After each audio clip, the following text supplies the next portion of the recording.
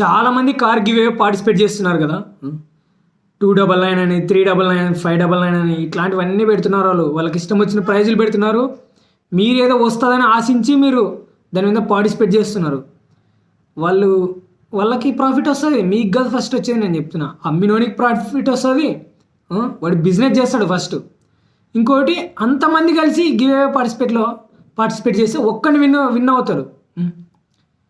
Win అయ్యి వాడిని మనము లక్షాధికారినో కోటాధికారినో చేస్తాం, మనం కోటీశ్వరిని చేస్తాం.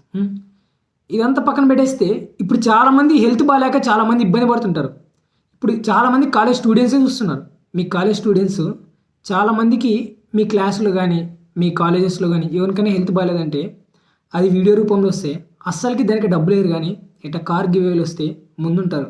నాకు ఇట్లాంటివి చూస్తే కంట్లో నీళ్ళు వస్తున్నాయి నిజంగా. అంటే చిన్న చిన్న పిల్లలకి చాలా హెల్త్ బాగాలేవు. అట్లాంటి అవుట్లకు మీరు మనీ పే